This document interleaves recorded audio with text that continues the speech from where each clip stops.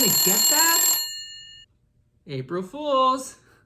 Today is April 1st. It is the day when foolishness is not only expected, but also encouraged.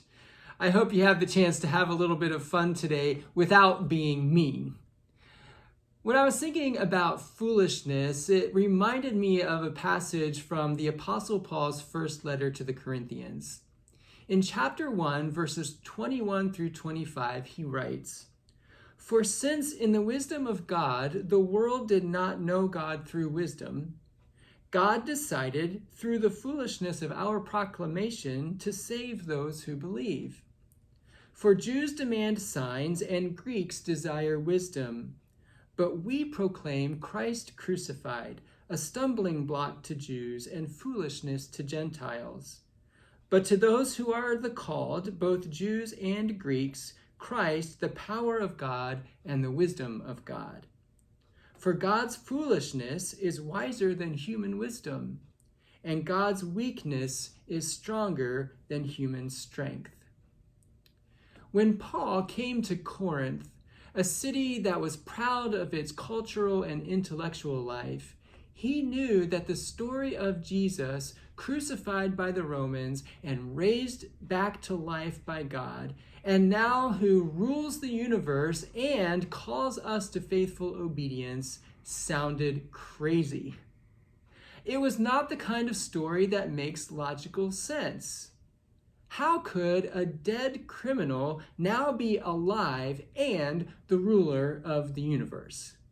Foolishness. And it wasn't only foolishness to the Greek philosophical types, it was also foolishness to the Jewish religious types.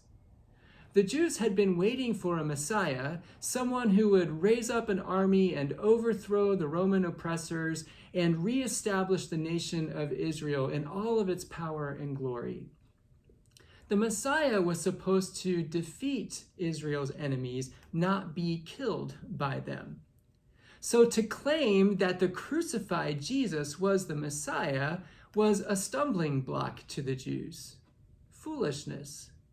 Paul's point, and the good news, is that the proclamation of Christ crucified and risen reveals a wisdom and power beyond human speech and thought, and that is the wisdom and power of God.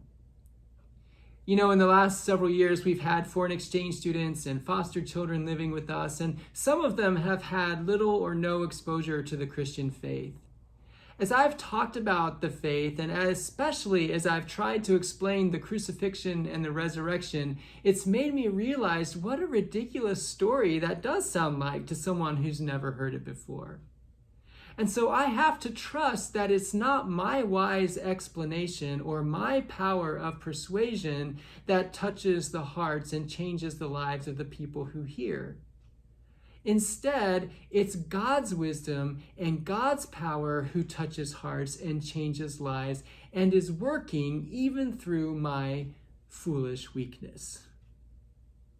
So I want to encourage you to share your faith in word and in action. Be assured that although you're the one who's speaking and working, God is the one who is touching hearts and changing lives through you. The Lord bless you and keep you.